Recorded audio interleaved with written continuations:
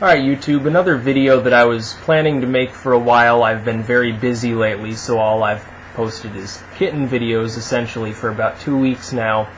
There's another topic that I wanted to talk about that it's of interest to me, it's of interest to many people. I think a lot of the people who are interested in the subject don't like to talk about it. Not just in real life, but online, because it gets them labeled a kook. It gets them labeled somebody who doesn't have their head screwed on, tight enough. They go around wearing a tinfoil hat, and that's the topic of aliens, extraterrestrials, UFOs, things of that nature.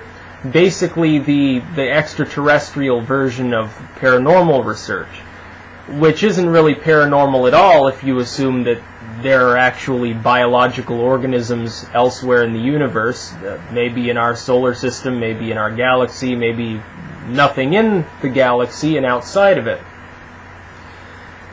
And you just assume that they're essentially physical creatures, they're different species of races or species of biological organisms. Then it's simply science that hasn't yet been quantified, of course, and of course there's a great deal of disinformation that goes on in the field, with people assuming that any presumed signal from outer space, anyone who is crazy, many of these people are crazy, who sets up some sort of hoax, saying, oh, I shot an alien in my cornfield, well, here's a grainy photo of the body, or here's, a terrible resolution image that I took with a 1990s era cell phone, retrofitted with a webcam of a UFO that I saw. And I always do chuckle, most UFO images seem to be extremely low resolution for some bizarre reason. Not exactly sure why. I believe that there's life out there. I base that, but I don't base that on, well, I just feel it, or aliens are talking to me through my tinfoil hat. I base that on simple observation. You have billions of stars out there.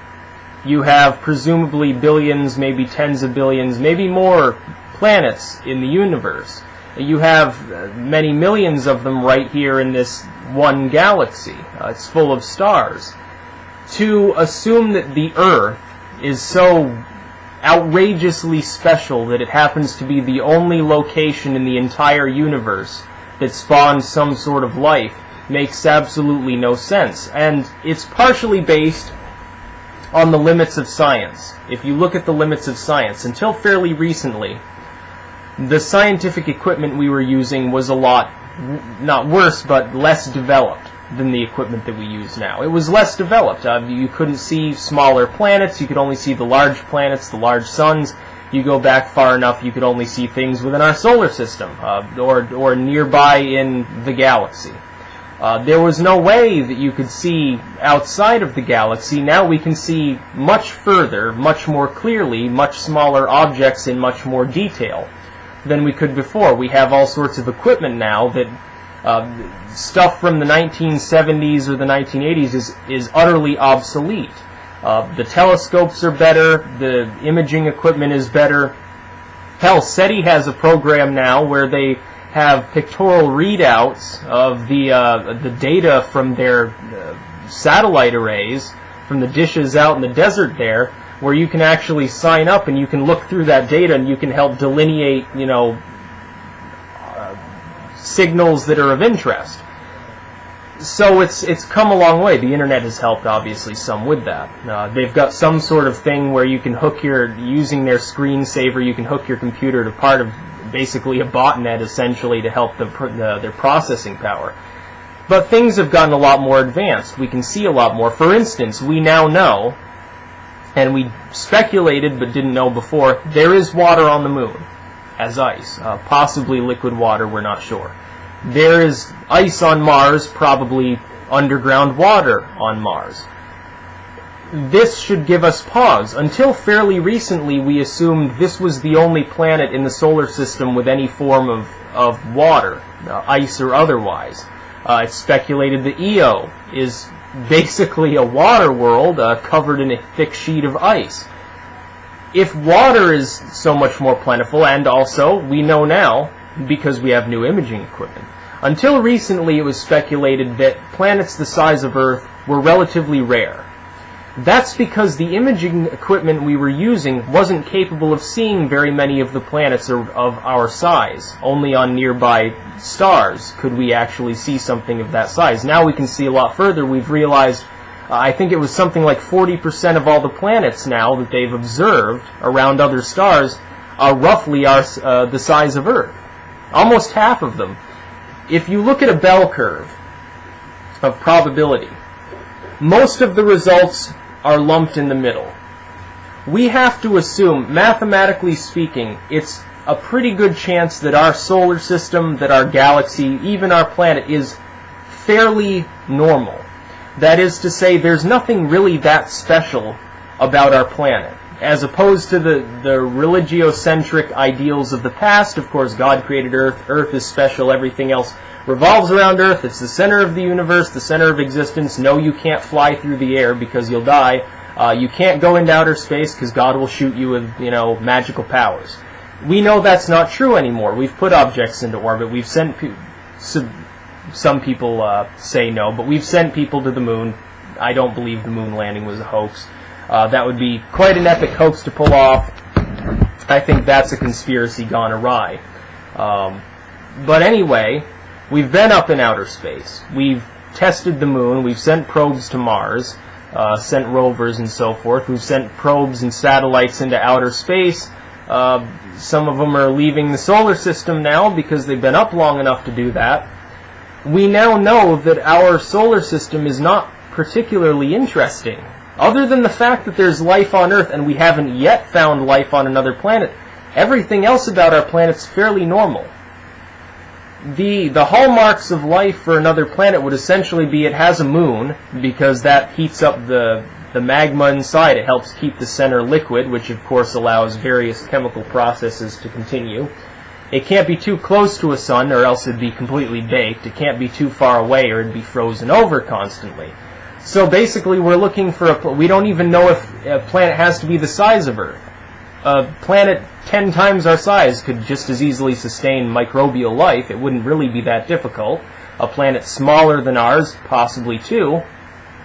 All it needs to do is have an atmosphere, be not absolutely gigantic, be not too far or close to the sun, and most of them seem to have water. All the places that we've tested with probes seem to have some level of water on them. And it's really not that difficult to find water when hydrogen and oxygen are fairly common in the universe anyway. So if you've got a moon and you've got lightning and other processes that develop on a planet that has a moon potentially, then you probably do have some sort of life on it. I would say, I believe there's microbial life elsewhere in this solar system. I think Io could have it, the moon could have it, Mars could have it. We haven't found evidence of it yet, although we did find simple organic molecules on Mars. That was another big breakthrough. Now that we're capable of testing for it, we found that Mars, it had running water at one time. I'm not talking about, glaciers or, stagnant pools. It had running water on it. We found evidence and or proof of that. Running water is a good place for life to begin. If it's hydrothermally active in any way, that has been speculated to be a possible source of life. We've found possible organic molecules. The universe is probably teeming with life. In order to, I think the thing boils down to this. The argument against life elsewhere in the universe is precipitated by this way of thinking. That we are special. That either through the hands of some creator or through some sort of spectacular, unlikely process, we are special. I think people thrive on that belief, that there's something very special about human life. I would say intelligent life in the universe is probably fairly uncommon.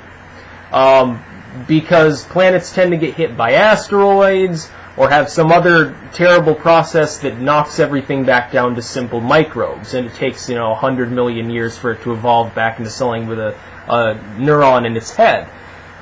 But I think there's microbial life in many locations, probably in this solar system. I'm sure it exists elsewhere in the galaxy. I'm basically positive about that. It's just pure chance and odds. It would be the odds are against life not existing elsewhere in the galaxy.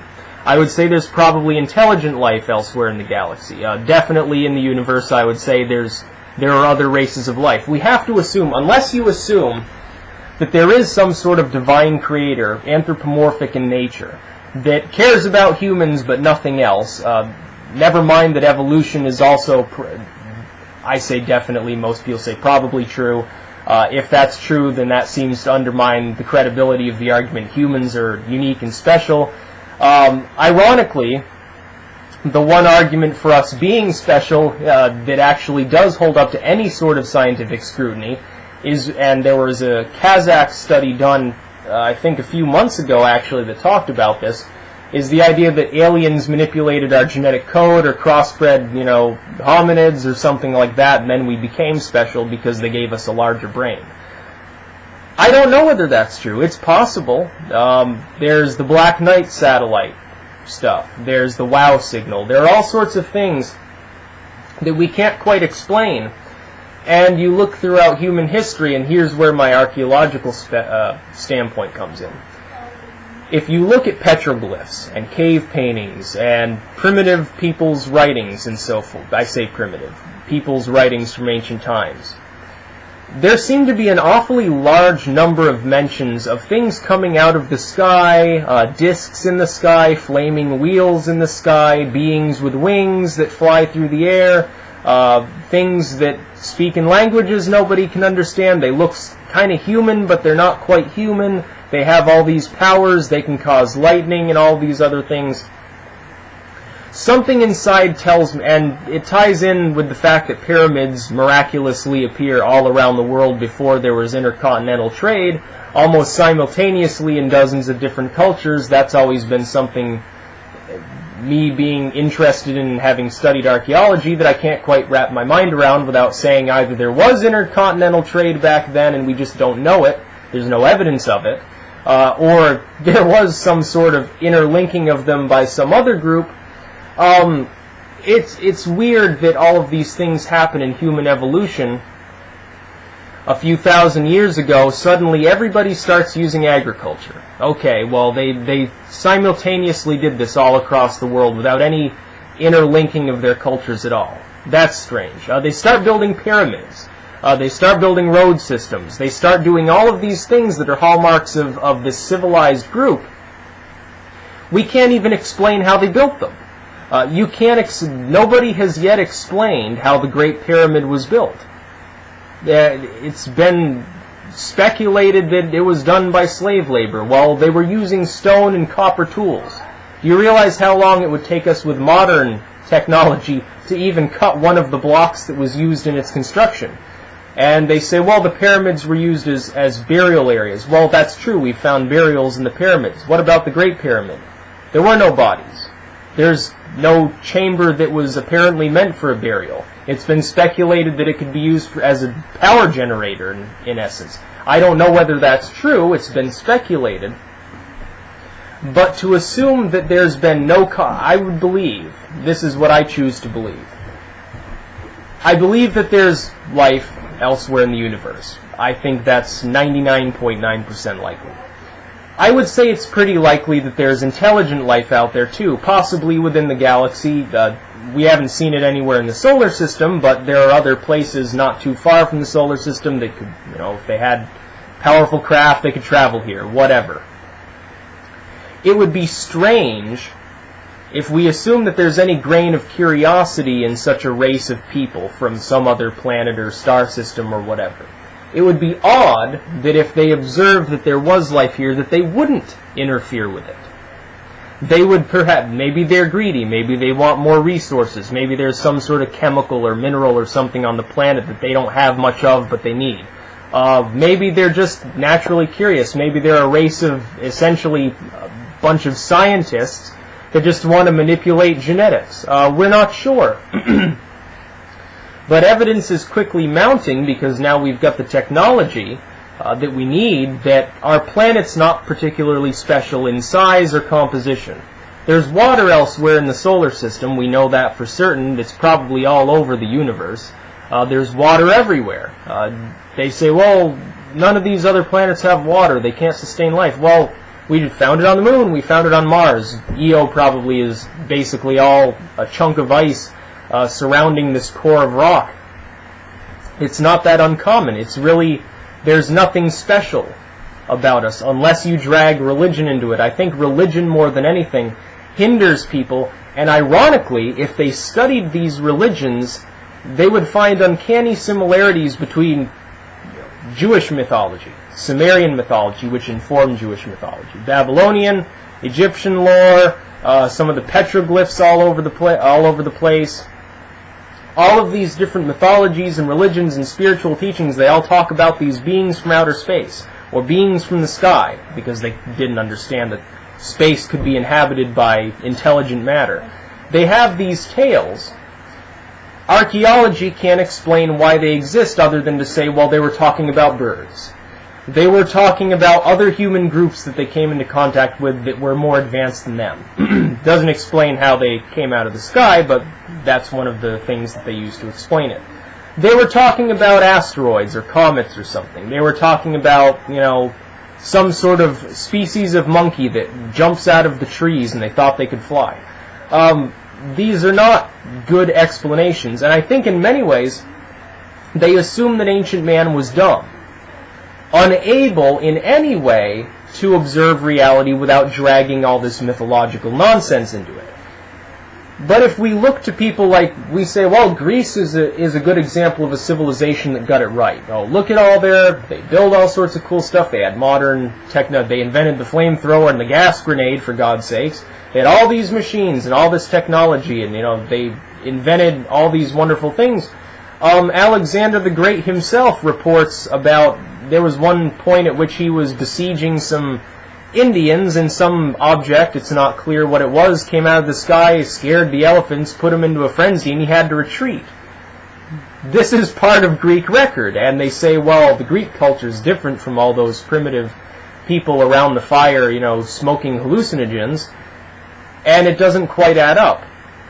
There are too many unexplained things to clearly say, no, there's no life out there. No, we've never been visited before. I think evidence is mounting that there is life out there.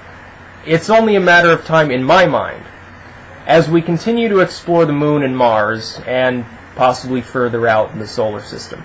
I think we'll find remnants of life there. It won't be I don't believe there's been intelligent life elsewhere in this particular solar system. I don't think that's happened. I do think, however, they'll find the remains of microbes, possibly life that's above the microbial level. There's no way to know for sure until we test. But if the water's there, the organic molecules are there, there was once, for Mars, there was once an actual atmosphere there, it had all the things that it needed to sustain life.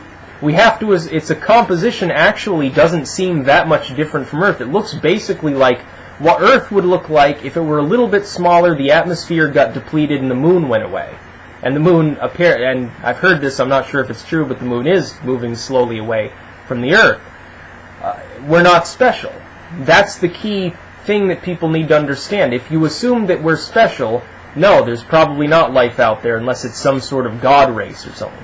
If you assume that this planet, this solar system, and that the human race itself isn't cosmically important, divinely granted special nature, there probably is intelligent life in the universe. May have communicated with us before. We have no way of knowing for sure, but it probably is out there, and there's almost certainly at least unintelligent life elsewhere, probably even within this solar system, probably within this galaxy. I am not a skeptic on these things. I'm skeptical about any individual reports of seeing extraterrestrial life or detecting some sort of signal from an alien race. Those I'm skeptical of. But in the general notion of believing that it's out there, I'm not a skeptic. I do believe that it is somewhere out there in the universe. Peace out.